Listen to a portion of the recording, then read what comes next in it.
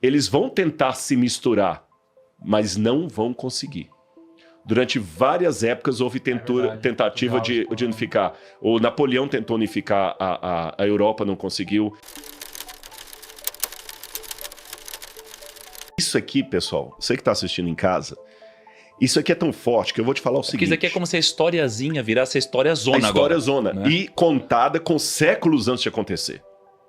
Isso aqui é tão profundo. Você que está assistindo, talvez for agnóstico, ateu, tá? Vou chamar o Bruno Perini para... O Bruno ia gostar dessa parte. Perini, isso aqui é para você que gosta de história, viu? Uma mente tão brilhante como Isaac Newton ficou tão impressionado com o que nós vamos mostrar para você aqui agora, que Isaac Newton escreveu um comentário de Daniel e Apocalipse. Isaac Newton foi uma das maiores mentes brilhantes de todos os tempos, superior a Einstein quase. E Isaac Newton escreveu mais de Bíblia do que de ciência. Inclusive sobre Daniel. Isaac Newton ficou impressionado com como é que uma profecia pode se cumprir com tantos detalhes ao pé da letra.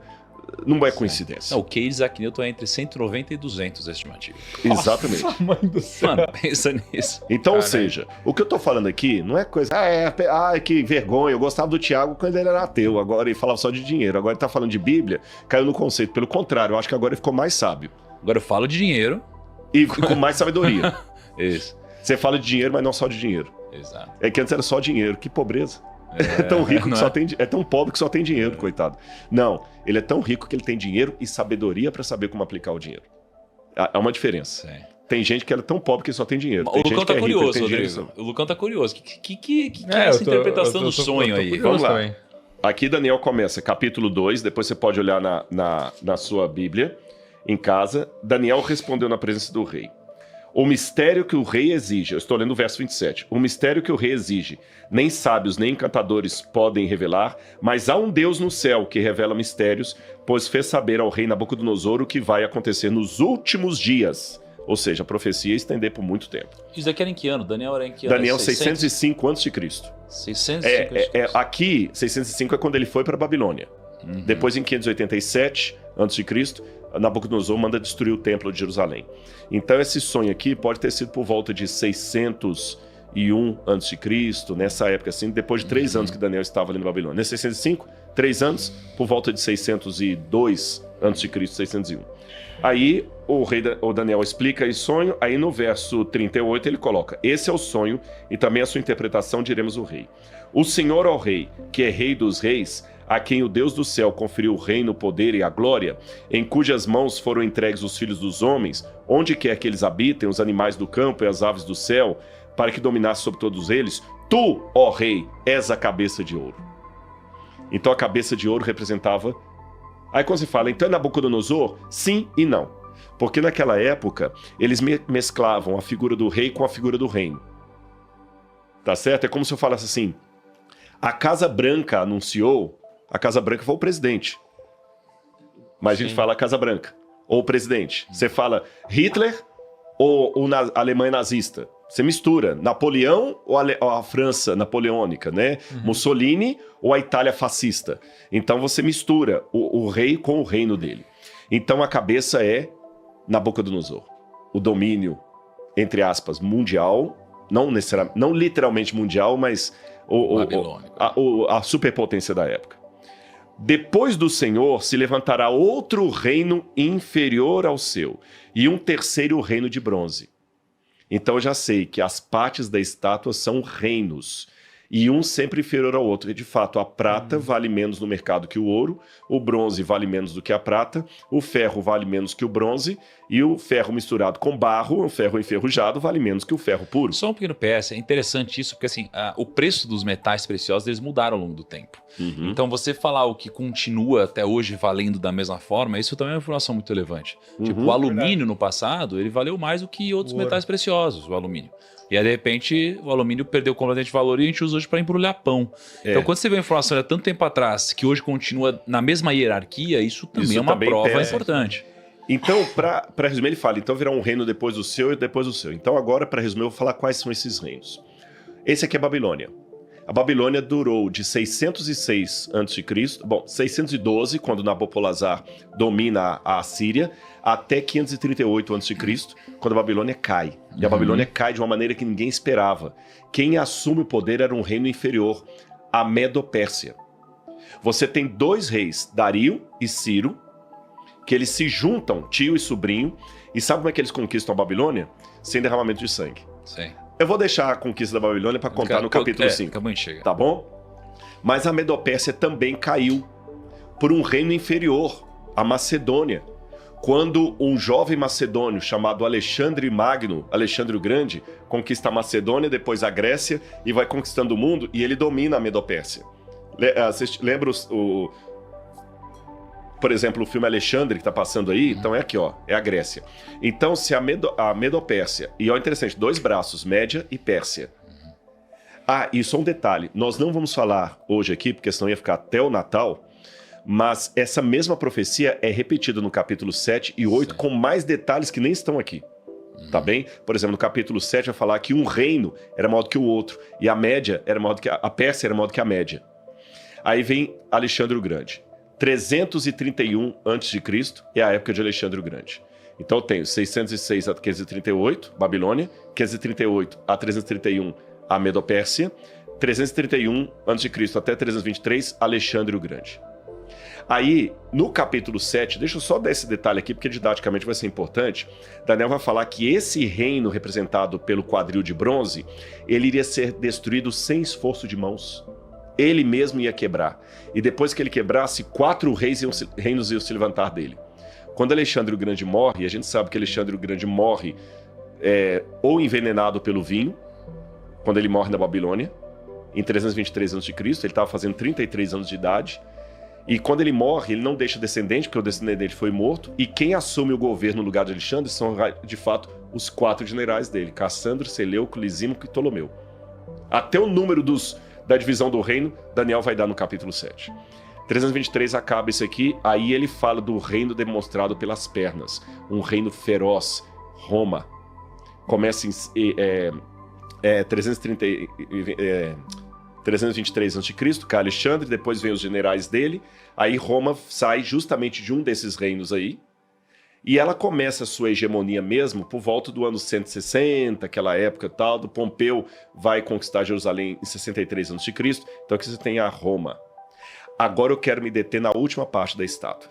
Olha o que Daniel fala. Então aqui vamos recapitular. Babilônia, Medo-Pérsia, Grécia e Roma. Quando chega na última parte do reino, olha o que Daniel fala no verso 41. Você pode ler para a gente, por favor, 40? 41. 41. Como viste, os pés e os dedos eram em parte de barro e em parte de ferro. Isso quer dizer que esse será um reino dividido, mas ainda assim terá um pouco da força do ferro, embora tenha visto ferro misturado com barro. Pode continuar. Assim como os dedos eram em parte de ferro e em parte de barro, também esse reino será em parte forte e em parte frágil. E como viste, o ferro estava misturado com o barro. Isso significa que se buscarão fazer alianças políticas por meio de casamentos, mas a união decorrente dessas alianças não se firmará, assim como o ferro não se mistura com o barro. Vou parar aí. Então a gente aprendeu que esse último aqui seria a continuação da perna dividida. Tá certo? Tanto é que é ferro misturado com barro. Aqui mudou o metal, aqui mudou o metal, aqui mudou o metal. Aqui não, só misturou com barro. O que aconteceu em 476 depois de Cristo? Roma ocidental foi dominada pelos povos bárbaros. Vieram os vândalos, érulos, os ostrogodos, os lombardos, os suevos, os francos, os saxões, vários grupos bárbaros que estavam ao redor de Roma. Eles descem e em 476 depois de Cristo eles conseguem entrar na capital, matam o imperador de Roma e aí cai Roma ocidental. E eles dividem o Império Romano em várias etnias dos próprios bárbaros ali, tá certo? E aí que vão surgir, por exemplo, os suevos viram Portugal, os gálios e francos viram a França, os saxões viram a Inglaterra, por isso que a língua saxônica, né? Os lombardos, os alemanos viram a Alemanha. Os vândalos, érulos e ostrogodos viram a Itália. E Daniel também falou que esses 3 reinos iam cair para subir uma hegemonia na Itália. E no capítulo 7. E acontece exatamente isso. Os vândalos, érulos e ostrogodos caem e aí surge uma hegemonia, que é a hegemonia papal. E aí você tem esses reinos formando os países da Europa Ocidental hoje. Mas o último, você falou que eles teriam, por um lado, a força do ferro, por outro lado, a fraqueza do barro. Você tem realmente uma superpotência, que é a Alemanha, França, o Reino Unido, mas você tem Portugal, que já é mais fraco, a Espanha, que é mais fraca. Tanto é que quem domina hoje a União Europeia é França e Alemanha, economicamente. A Itália já sempre foi mais fraca. Mas tem um detalhe também que o Tiago falou. Eles vão tentar se misturar, mas não vão conseguir. Durante várias épocas houve tentativa de unificar. O Napoleão tentou unificar a Europa, não conseguiu. Carlos Magno tentou unificar a Europa, não conseguiu. Falei Napoleão, né? Adolf Hitler tentou dominar a Europa e unificá-la e não conseguiu. Mas deu mais um detalhe. Diz também que eles iam se unir por intermédio de quê? Casamento. Teve uma época na história da Europa Ocidental que era todo mundo casando com todo mundo. Por exemplo, a Rainha Vitória foi chamada de avó da Europa, porque ela tinha descendentes em todos os lugares do mundo.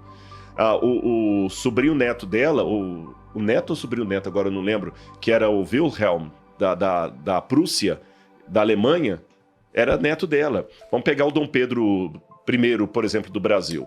O Dom Pedro I era filho de Dom João VI, que era rei de Portugal, casado com Carlota Joaquina, que era princesa da Espanha. E Dom Pedro, por sua vez, era casado com a princesa da Áustria, gente, a Leopoldina, que era da Áustria. Já percebeu quantas uniões de matrimônio teve na Europa? Se você fizer uma história mesmo do surgimento da Europa, a Europa, todo mundo tinha parente em todo lugar, e mesmo assim ela não se unificava. Depois houve a tentativa do mercado comum europeu para unificar a Europa. Não conseguiram. Eu fui mochileiro na Europa antes da União Europeia. E nessa época eu lembro que a gente ia para Portugal, usava o escudo. Ia para a Itália, usava a lira. Ia para a França, usava o franco. Cada país tinha uma moeda. Aí já estavam anunciando, nessa época lá, a União Europeia. E eu lembro que eu, na França, conversando com um francês que não queria acreditar na Bíblia, eu falei assim, essa União Europeia, ela não vai vingar. Por quê? Vai, lógico. Tá. Porque a profecia diz que eles vão conseguir uma aliança, mas que não será duradoura. A Europa nunca mais vai se unir. E, de fato, eu já estava prevendo o Brexit, e eu não sou profeta. Tanto é que o Brexit teve, a Inglaterra saiu, a União Europeia hoje, ela existe ainda, não sei por quanto tempo vai existir, mas ela não tem aquela força que todo mundo esperava de uma união, e os países continuam independentes. Itália é Itália, Portugal é Portugal, Espanha é Espanha, França é França. Tá certo? Exatamente como a profecia disse, eu estou falando há séculos no passado. Sim. Agora, antes de passar para o próximo versículo que eu queria que você lesse, Tiago, raciocina comigo, é uma questão de inteligência. E lembra, isso aqui não é coisa de crente retardado, não. Isaac Newton acreditou nisso. Será que Isaac Newton era um babaca? Eu creio que não. Para mim, do ponto de vista acadêmico, é mais fácil acreditar que tem uma mão divina por detrás da história do que crer que tudo isso é coincidência. É só coincidência. É muita coincidência para ser só coincidência. A profecia acertou desde Daniel até hoje. Agora lê o próximo verso, por favor, Tiago. No verso 44. Na época desses reis, o Deus do céu estabelecerá um reino que jamais será destruído e que nunca será dominado por nenhum outro povo. Destruirá todos os reinos daqueles reis e os exterminará.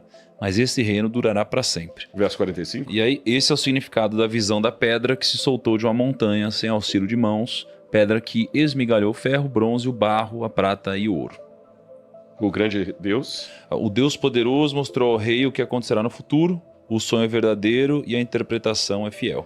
E eu posso dizer que é fiel mesmo. Ou seja, nós estamos vivendo em que parte da estátua? Na cabeça? Não. Nós estamos vivendo aqui na divisão. E é nos nossos dias que Deus vai suscitar um reino dos céus. Por isso que eu prego em todo lugar que eu vou, falo mesmo. Jesus voltará. A segunda vinda de Cristo foi profetizada e ela acontecerá nos nossos dias. Quando, Rodrigo? Não sei. Não sei se vai ser daqui a 1 ano, 2 anos, 10 anos. A gente pode tentar algum prognóstico, mas assim, com parcimônia para não virar profetada. Porque ninguém sabe o dia exato, mas a profecia vai se cumprir.